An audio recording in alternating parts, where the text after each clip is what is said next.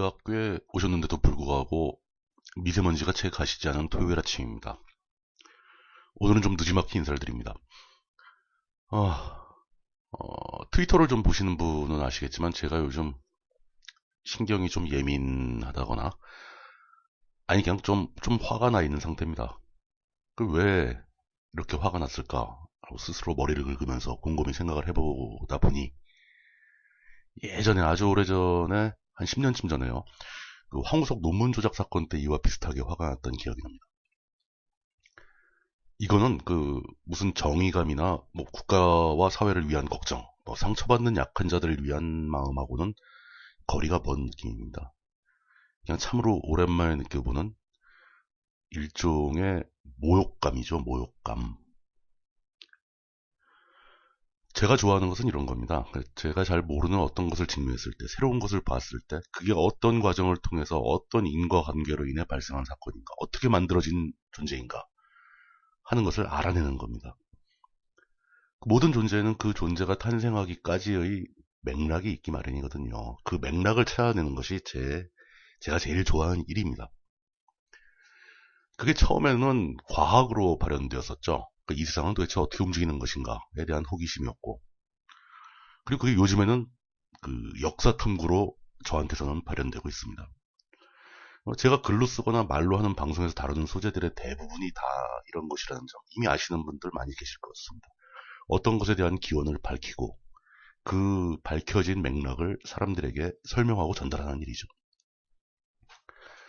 그렇게 제가 제일 좋아하는 과학과 역사, 그 중에서 먼저 황우석은 과학을 모욕했던 겁니다. 과학적 방법론을 위배했고 사람들을 속였고 그걸로 사욕을 채우기 위해 권력을 조롱했습니다. 저는 황우석 개인이 싫어서도 아니고 그가 우리 국가사회에 해가 되기 때문도 아니고 그 과학계의 발전을 저해했기 때문도 아닌 그저 내가 제일 좋아하는 과학을 저 사람이 모욕하고 있다 라고 느낀 겁니다. 그래서 분노했죠. 이번에도 비슷한 분노를 느끼고 있는 것 같습니다. 스스로를 돌아보기가 쉽지 않은데 곰곰이 생각해보니까 그런 생각이 드네요. 바로 이 시대에 우리 사회를 지배하는 일련의 무리들이 제가 제일 좋아하는 역사를 모욕하고 있다라고 느끼고 있는 것 같습니다. 터무니없는 말로 그러니까 앞뒤 맥락도 닿지 않게 역사를 왜곡하고 있습니다. 뻔히 있던 일도 모른 척하고 전혀 관계도 없는 일을 갖다 끼워 넣고 거짓말을 하고 사람들을 혼란에 빠뜨리고 자라나는 새로운 세대, 우리의 뒷세대들을 그 거짓말로 가르치겠다고 하는 겁니다. 용납하기 힘들죠.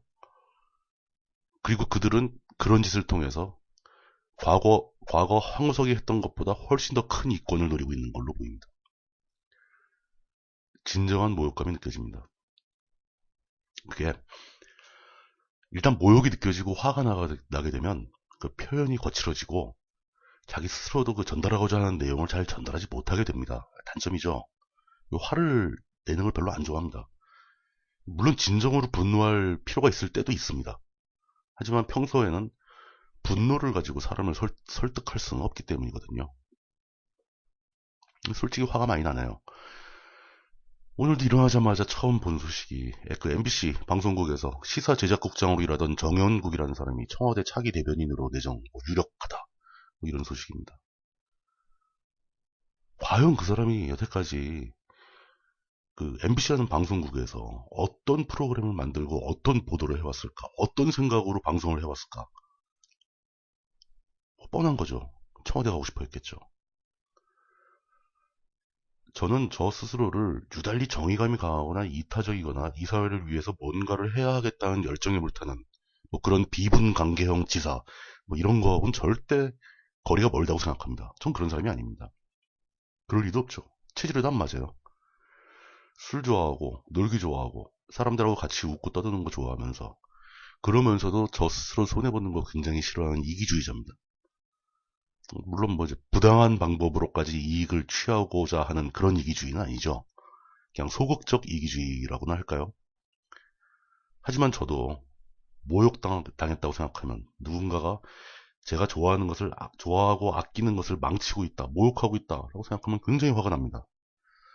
그래도 하루속히 화를 좀 가라앉히고 제가 화나는 게 아니라 저들이 화를 낼 수 있는 상황을 만들어 봐야 되겠죠. 사실 화내면 지는 겁니다. 그럼 왜 먼저 화를 냅니까? 교활하게 상대가 먼저 화를 내도록 유도해야죠. 제가 잘하는 것 중에 사람 약 올리는 건 또 좀 합니다. 어떻게든 약을 올려볼 방도를 생각해내 봐야 되겠습니다. 2015년 10월 24일 토요일 아침 사악한 물뚝심송이 전해드린 물뚝 채널이었습니다.